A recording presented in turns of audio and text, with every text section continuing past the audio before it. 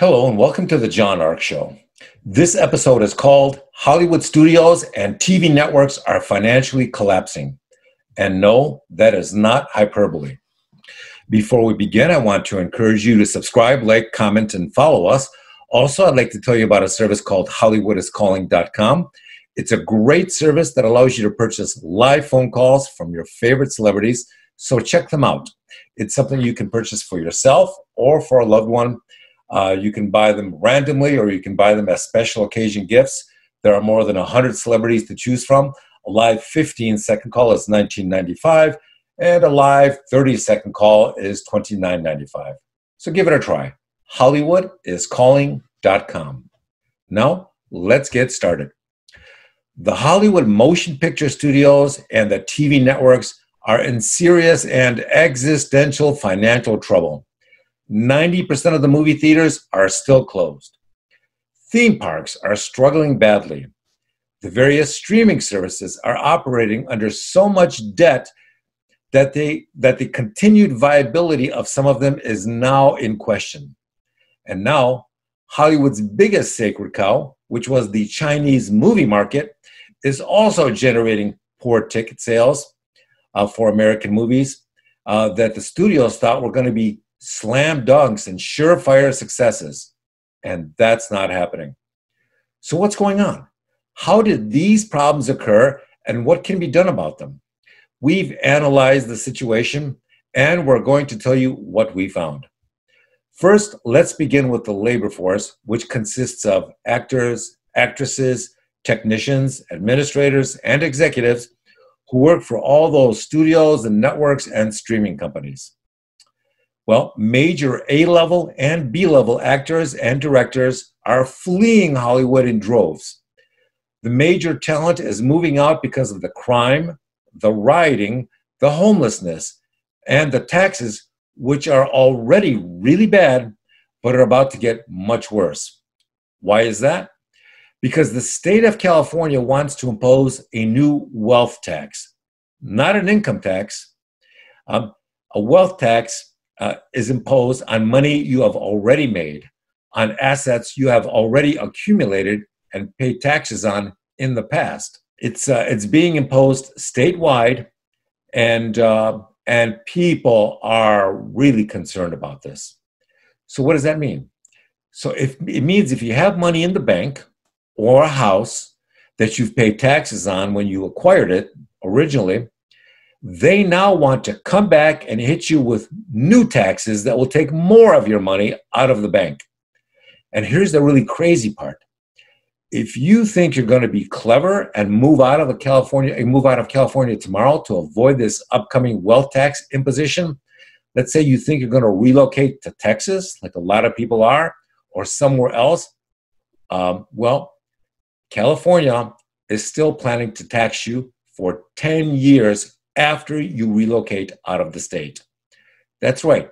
California wants to keep hitting you with taxes 10 years after you move out.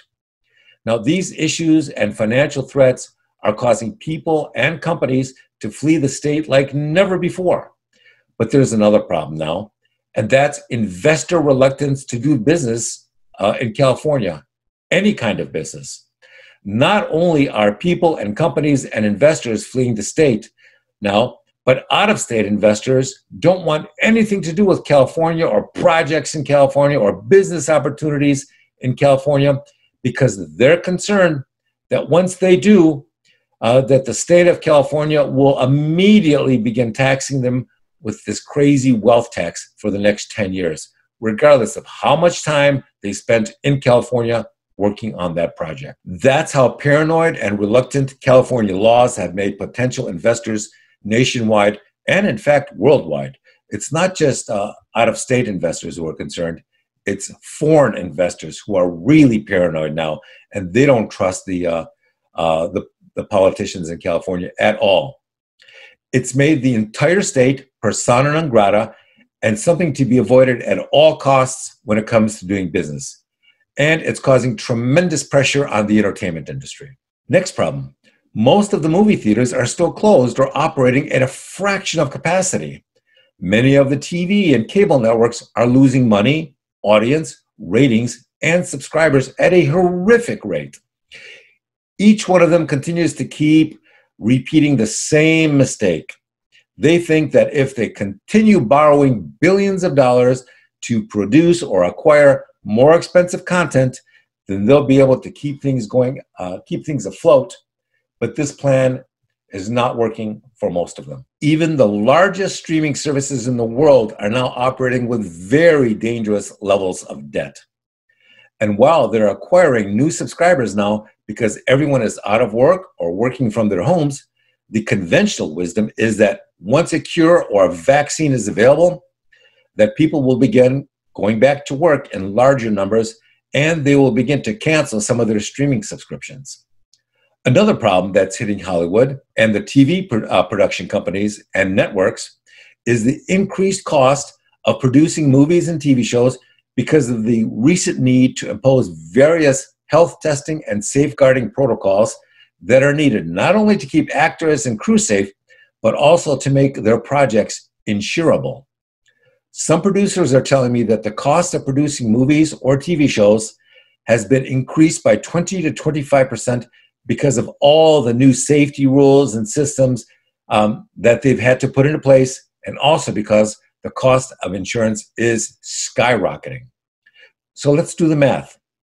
Movie ticket sales have collapsed so badly that some studios aren't even releasing the box office figures for some of their biggest movies the way they used to. Theme park ticket sales have collapsed because most people are still scared to go to the parks even with masks on. And those people who have gone to the parks, well, they're looking around and they're only seeing a handful of other people at the park, and that makes them even more uncomfortable.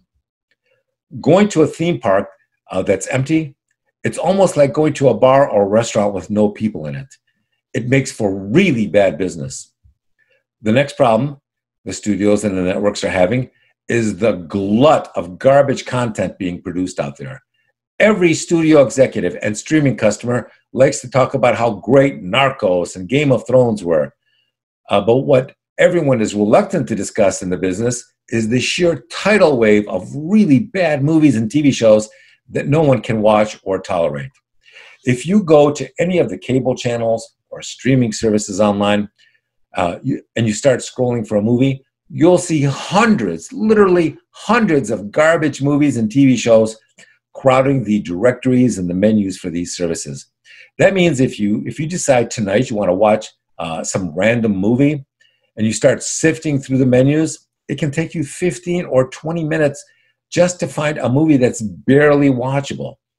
In the meantime, you have to scroll through hundreds of shows that are absolutely terrible. And that's what happens when enough people will eventually cancel your subscription to that channel or cable provider because there's just no point in continuing to pay. That's why there are now so many Narcos knockoffs and Pablo Escobar movies and TV shows and documentaries and even reality shows. The networks are so bankrupt for ideas and so desperate for revenue that they're just endlessly repeating themselves, hoping that perhaps the 30th or 35th version of a Narcos copycat or knockoff movie will still make some money, but that's usually not the case. So where do we see all this going? Well, we forecast a major contraction and consolidation in the industry. We believe that given all that's happened in the marketplace, there are probably too many motion picture studios, TV networks, and streaming companies, and some of them will close, and some of them will sell themselves and their library of content to a competitor for bargain basement prices. A consolidation like this is probably a good thing because it will lead to fewer terrible movies and TV shows being produced that nobody wants to watch. I believe that more new technology will be used to reduce the cost of movie and TV production going forward. Technology like the Unreal Engine, which studios are already using to create beautiful virtual sets for the projects they film. I also believe that a lot more work in the entertainment industry is going to be done virtually going forward. With so many technicians and employees moving out of California, I believe that technology will be used to allow many of them to continue to work remotely from whatever state or country they move to. We forecast that the political landscape will continue to erode the Chinese market for movies and funding and investment going forward, and that means that Hollywood will have to dedicate more resources to developing other markets like India in order to see further growth. So with that, I want to thank you for watching, and we will talk to you soon.